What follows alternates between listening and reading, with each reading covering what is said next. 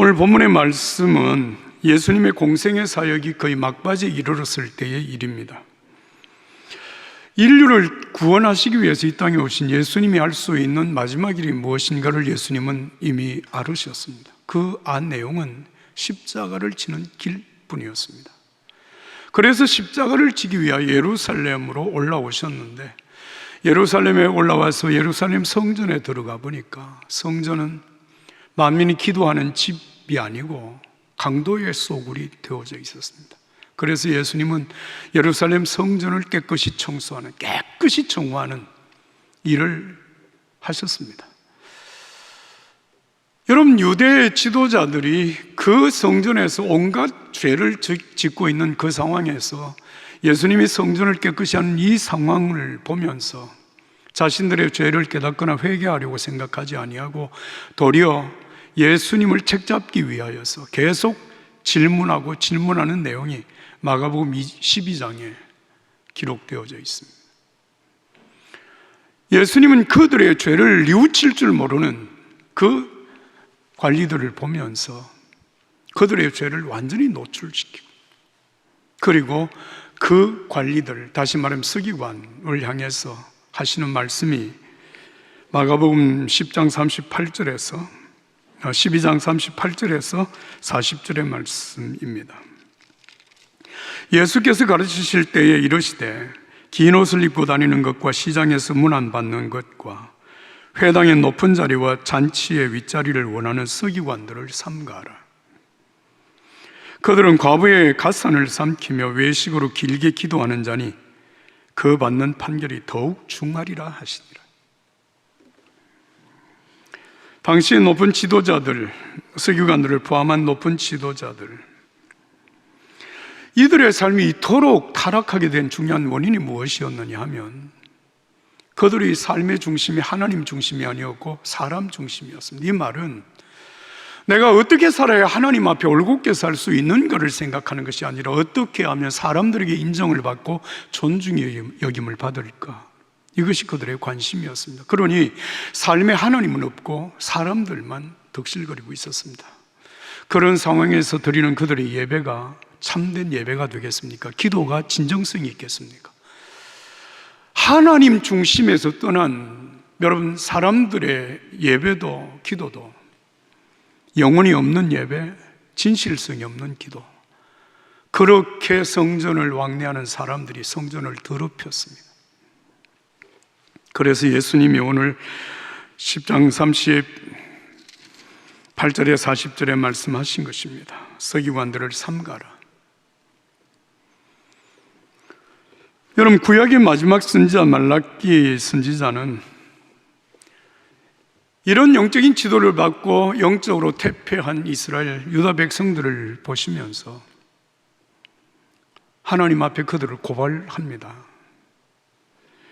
예배를 번거로운 일이라고 생각을 하고 하나님 앞에 좋은 것을 드려야 된다고 얘기하면 콧웃음을 치는 그 사람들은 더러운 떡을 드리고 훔친 물건과 저는 것과 병든 것들을 예배한답시고 하나님 앞에 드리니 하나님이 잔뜩 화가 나셔서 말씀하십니다.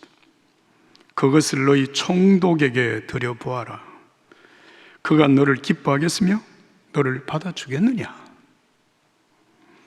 보라, 내가 너희의 자손을 꾸짖을 것이요 똥 곧 너희의 절기의 희생의 똥을 너희 얼굴에 바를 것이라. 너희가 그것과 함께 제하여 버림을 당하리라 말씀하십니다. 오늘 우리가 이 말씀을 읽을 때 우리도 그런 사람인가 여러분 생각하라고 하는 말씀이 아니라 정말 우리 자신을 하나님 앞에서 돌아보면서 하나님 앞에 어떻게 살아야 할 것인가를 생각하라고 하시는 말씀으로 들어야 합니다.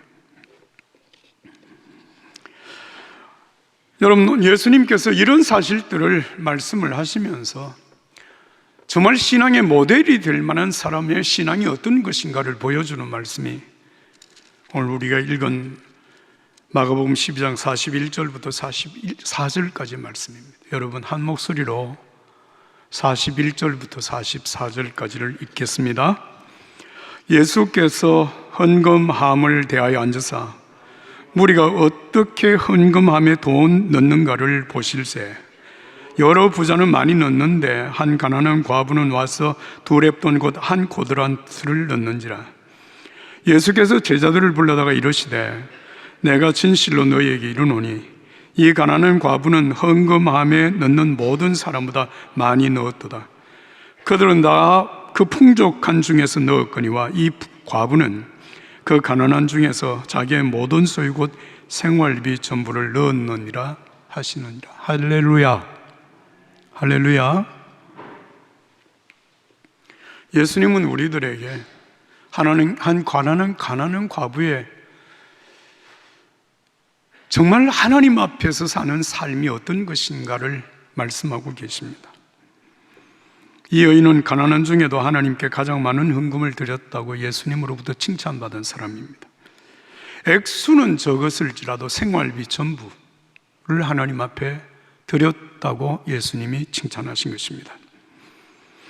예수님은 이 가난한 과부의 진정성 있는 경건 생활, 경건 신앙이 무엇인지를 우리에게 말씀하시는 것입니다. 여기에서 우리가 주목해 보아야 할 말씀이 있습니다. 41절, 예수께서 헌금함에 함을 대하여 앉으사 무리가 어떻게 헌금함에 돈 넣는가를 보실세. 한번 따라서 하겠습니다. 예수께서, 다 같이 예수께서 보실세. 예수께서 보셨다, 보신다. 여기 여러분 이 보신다라고 하는 이 헬라 성경 원어의 단어는 이데오레이라고 하는 단어를 썼는데요, 이 단어의 의미는 무엇인가 하면 관찰자의 입장에서 우리가 인식하든지 못하든지 계속해서 우리의 행동과 우리의 마음을 살피신다 라고 하는 그런 뜻입니다. 다시 말하면 하나님께서는 예배하는 자들이 그 예배하는 중심을 보신다는 말씀입니다. 여러분, 예수님은 이 여인의 중심을 보신 거죠. 자, 이 여인에게서 예수님이 보신 것은 크게 3가지입니다. 하나는 이 여인은 자신이 가진 것, 자신의 형편과 처지를 생각하기 전에 지금까지 받은 하나님의 은혜를 생각하는 그 중심을 예수님이 보셨다는 거예요. 생각해 보면 만약에 이 여인이 오늘 하나님 앞에 나와서 예배를 드리면서 렙돈 2개를 드리게 되는데 자기가 가진 것, 내가 하나님 앞에 드릴 수 있는 게 뭔가를 먼저 생각을 했으면 여러분, 이 여인은 아마 예배 자리에 못 나왔을 거예요. 왜? 사람들이 다 하나님 앞에 보란듯이 헌금을 드리고 하는데 자기는 2렙돈 밖에 드릴 수 없으니까 말이죠. 여러분, 2렙돈이라고 하는 돈이 오늘 우리의 개념으로 생각하면 500원짜리 동전 2개 정도의 여러분 돈이라고 생각하면 됩니다. 아주 가난한 사람이 그냥 한 끼 식사를, 아주 흐름한 식사를 할 수 있는, 글쎄 이게 뭐 요즘 우리 나라에서 1,000원 가지고 어디 가서 밥 먹겠어요? 말도 안 되는 소리지만 하여튼 아주 적은 돈이라는 얘기입니다. 근데 만약에 이 여인이 하나님 앞에 나가기 전에 자기가 가진 이 2렙돈 이것밖에 없는데 이것 가지고 내가 하나님 앞에 가서 고작 이것 가지고 이 초라한 모습으로 주님 앞에 쓴다면 이게 무슨 하나님 앞에 영광이 되겠느냐라고 생각을 했다면, 예? 내 가질 거야 뭐 하나님 앞에 예배를 드리는 자리에 있으나 마나 한 것이고, 내가 드리는 이 2렙돈은 여러분 하나님 앞에 드리나 마나 있으나 마나 한 것이 아닌가. 여러분 그렇게 생각을 했다면 여인이 예배 자리에 나갈 수 있었겠습니까? 못 나가죠. 당연히 못 나갑니다. 그러나 이 여인이 그날 예배 자리에 담대히 나갈 수 있었던 것은 자기가 가진 것, 자기 지금 형편과 처지를 생각하기 전에 지금까지 내가 살아오면서 하나님께로부터 받은 은혜가 뭔가를 생각한 거예요. 그 은혜를 생각하니까 내가 가진 것, 내가 지금 처해 있는 형편과 처지가 문제가 아니라 정말 많이 있어도 그 입다 가지고 주님을 찬송할 수밖에 없고 내게 있는 모든 것을 주님께 드려서 예배할 수밖에 없는 그 마음의 감격을 갖게 된 것입니다. 예수님이 오늘 우리들을 보실 때 무엇을 보시겠느냐? 얼마나 좋은 옷을 입고 왔느냐, 얼마나 헌금을 드리느냐, 그 문제가 아니라 정말 내 마음속에 주님을 향한 그 감사, 내가 받은 구원의 그 은혜가 얼마나 큰지를 알고 하나님 앞에 감사한다면 하나님은 오늘 우리를 기쁘게 받으실 줄로 믿습니다. 또 한 가지 중요한 것은 이 여인은 자신이 드릴 수 있는 최선의 것을 드렸다는 사실, 이걸 주님께서 우리에게 말씀하시는 것입니다. 여러분, 우리가 어떤 일을 시작하기 전에 그 일로 인해서 만들어질 결과를 생각하면요, 여러분, 우리가 할 수 있는 일이 별로 없어요. 한 달란트 받았던 자가 한 달란트를 땅에 묻어두었다 가져왔다는 사실 때문에 주님께 책망을 받았던 사실을 우리가 기억하잖아요. 왜 한 달란트를 땅에 묻어두었을까? 저 사람들은 2달란트를 가지고 열심히 일하고 저 사람은 5달란트를 가지고 열심히 일을 하는데 나는 고작 이 1달란트 가지고 일해봐야 남는 게 뭐냐 그 말이야. 내가 뭘 가지고 하나님 앞에 영광을 돌릴까 생각을 해보니까 차라리 땅에 묻어두었다가 가져가는 게 좋겠다. 그러다가 책망을 받는 것 아니겠습니까? 여러분, 이 여인이 드린 2렙돈의 헌금, 이 헌금의 결과가 어떻게 될 것인가? 주님이 과연 칭찬하실까? 받으실까? 여러분, 이 헌금을 드리면 하나님이 얼마나 나를 축복하실까? 여러분, 여인은 거기에 대한 아무런 관심이 없습니다. 다만 정말 받은 은혜가 감사해서 하나님 앞에 나갔던 것이고, 나가서 예배를 드리면서 자기가 드릴 수 있는 것이 뭘까 보니까 렙돈 2개, 엽전 2개밖에 없어. 그것을 하나님 앞에 드린 것. 내가 하나님 앞에 할 수 있는 일에 최선을 다한다면, 내가 드릴 수 있는 최선의 것을 드린다면 주님은 그것을 나의 전부로 받아들이신다는 거예요. 그래서 오늘 이 성경 말씀에 하고 있는 말씀입니다. 이 사람은 자기의 소유 전부를, 아니 생활비 전부를 하나님 앞에 드린 거야. 여러분, 이 말씀의 의미가 무엇일까요? 여러분, 이 말씀은요, 오해하면 정말 시험에 듭니다. 무슨 얘기냐면, 우리가 하나님 앞에 다 드리지 않으면, 전부를 드리지 않으면 주님이 받지 않으시는구나, 그렇게 생각하면 시험 듭니다. 그게 그런 뜻이 아니에요. 여러분, 예수님은 오늘 이 본문 말씀에서 부자들이 조금 드렸다 그런 말을 요만큼도 하신 적이 없습니다. 의도를 가진 적이 없습니다. 다만 이 여인의 헌신, 자기의 전부를 드렸다. 여러분, 이 말의 의미가 무엇일까요?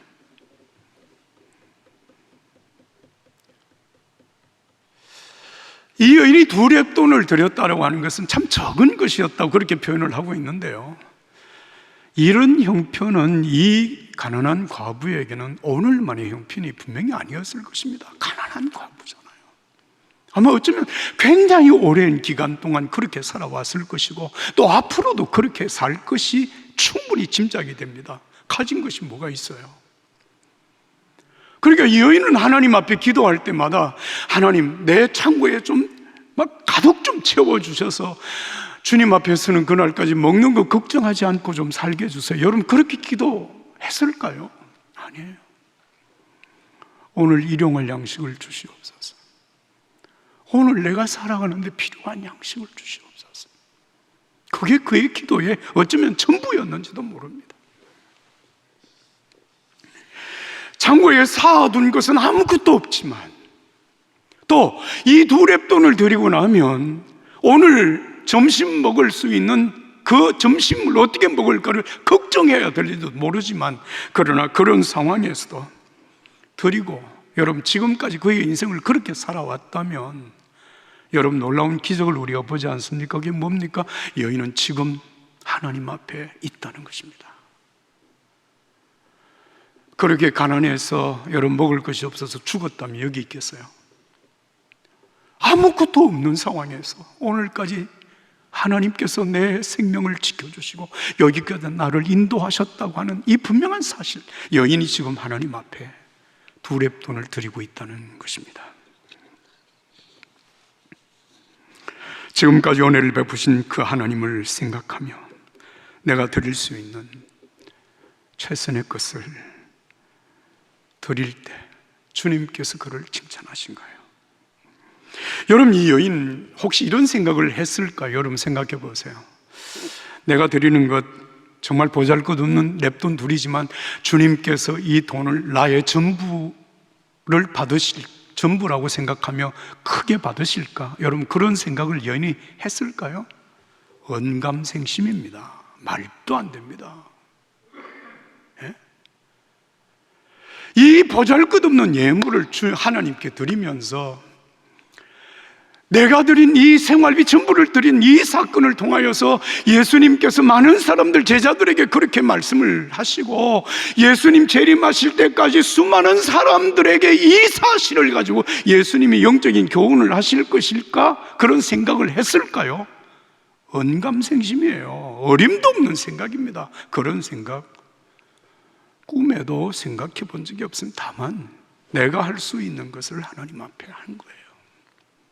그런데 중요한 것은 여러분, 예수님께서 그 두 렙돈을 가장 많은 헌금으로 받으셨다는 거예요.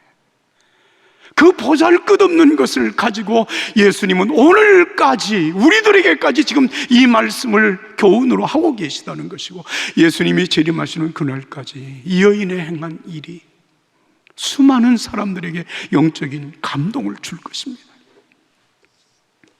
사랑하는 여러분, 오늘 우리에게 필요한 것은 내가 무엇을 얼마를 드리느냐라고 하는 문제가 아닙니다. 정말 내 마음속에 나를 구원하신 하나님의 그 은혜에 대한 감사와 감격, 그 감사와 감격으로 하나님 앞에 나오는 믿음을 하나님이 귀하게 보시는 거예요. 오늘 우리가 할 수 있는 일을 하고 우리가 드릴 수 있는 것을 드릴 수 있다면, 여러분, 그 다음의 일은 우리가 하는 일이 아닙니다. 주님께서 하십니다. 예수님께서 하십니다. 그래서 예수님이 마태복음 6장 34절에 이렇게 말씀을 하십니다. 그러므로 내일 일을 걱정하지 마라. 내일 일은 내일 걱정할 것이 한 날 괴로움은 그날 겪는 것으로 족하다. 오늘 내가 할 수 있는 일을 하면 돼. 내가 드릴 수 있는 최선의 것을 드리면 돼. 그 다음은 하나님이 하시는 거야. 여러분, 평생감사라고 하는 책을 읽으셨나요? 이 책을 쓴 정광 목사님은 이 책을 쓴 다음에 밀리언셀러가 되었습니다. 밀리언셀러라고 하는 말은 100만 부 이상이 팔렸단 말이에요, 책이. 여러분, 우리 같은 사람은 책 써서 서점에 내놔도 1000권도 안 팔립니다. 대부분의 책들이 그렇습니다. 그런데 100만 부 이상을 팔았어요. 그만큼 많은 사람들에게 감동을 주었다는 얘기죠. 그런데 이 정광 목사님 그 다음에 쓴 책 제목이 감사가 내 인생의 답이다 라고 하는 책을 썼습니다. 이 감사가 내 인생의 답이다 하는 이 책에는 19명의 사람들의 감사의 삶이 무엇인지를 쓰고 있습니다. 그런데 그 19명 중에 한 사람이 최이우 목사입니다. 책을 사서 읽으시라는 거 아닙니다. 그렇다는 걸 얘기하는 거예요. 근데 제가 여러분들이 지금 그 책 중에 한 사람, 여러분들이 잘 아실 수 있는 사람, 이지선 자매에 대한 얘기를 잠깐 하겠습니다. 지선아 사랑해 라고 하는 책을 써서 많은 사람들에게 감동과 정말 삶에 큰 교훈을 주었던 자매죠. 이 자매는 대학 4학년이었던 2000년 7월에 자기 오빠의 차를 타고 귀가를 하던 중에 음주운전자가 낸 7중 추돌 사고를 당했어요. 타고 있던 차가 완전히 불이 났습니다. 그 안에서 전신의 절반 정도가 3도 화상을 입었어요. 여러분, 3도 화상이 얼마나 큰 화상인지 아세요? 그것도 몸의 절반에. 7개월 동안 30분 이상이 넘는 수술을 이겨내고 살아났습니다. 살아났을 뿐만 아니라 그는 정말 많은 사람들에게 선한 영향력을 미쳤고 지금도 그렇게 살고 있습니다. 그런데 이 자매가 그 끔찍한 죽음의 고통 속에서 살아나왔고, 그리고 오늘 많은 사람들에게 선한 영향력을 미칠 수 있었던 힘, 그것은 바로 감사였습니다. 그의 감사는 대단한 감사가 아닙니다. 평범한 일상에서 아주 소소한 것에 대한 감사였습니다. 이를테면 몇 달을 침대에 누워 있다가 처음으로 몇 걸음을 걷게 되어 감사합니다. 그 다음에는 또 몇 걸음을 더 걸어서 화장실을 갈 수 있어서 감사합니다.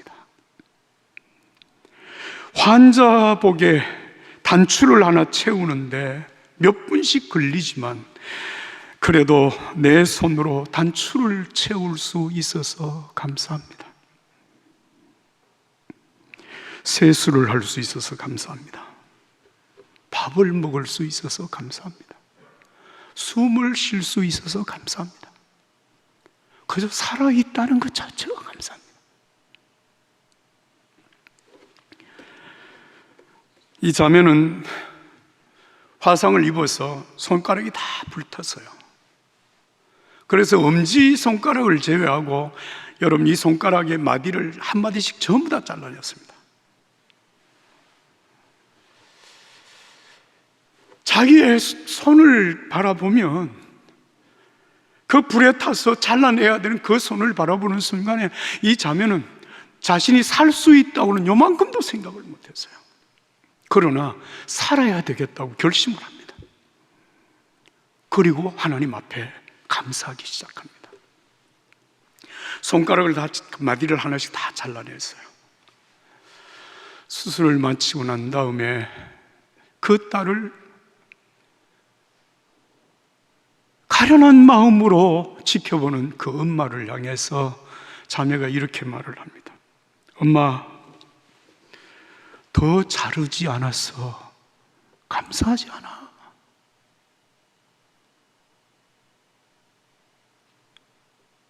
손가락들 한마디씩만 잘랐어. 그게 얼마나 감사한 거야.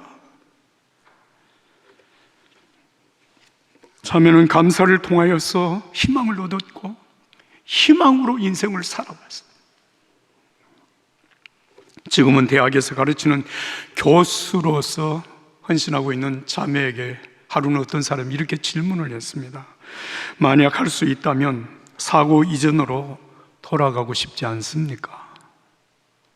자매가 대답했습니다. 아니요. 결코 이전으로 돌아가고 싶지 않습니다. 지금 이대로 충분히 행복합니다. 여러분, 돌아갈 수 없어서 그렇게 말을 했을까요? 아니에요.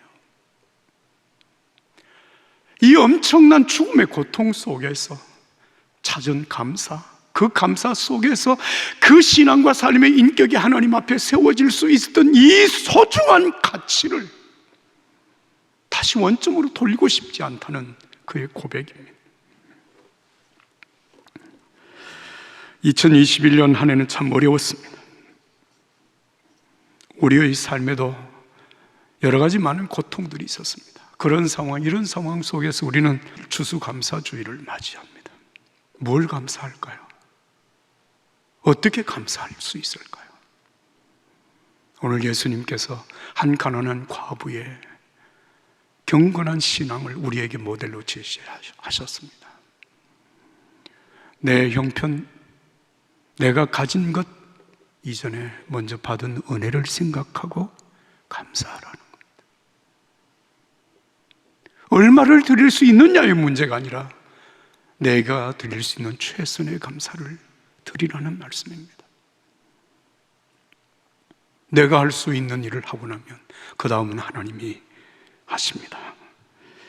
아무리 생각해봐도 우리의 신앙과 삶이 쓸 수 있는 가장 중요한 삶의 자리는 감사밖에 없습니다. 감사 속에서 우리의 인격이 성장하고 감사 속에서 우리의 믿음이 자랍니다. 감사하는 만큼 우리의 삶은 행복합니다. 하나님의 은혜가 여러분에게 함께하기를 예수님 이름으로 축복합니다.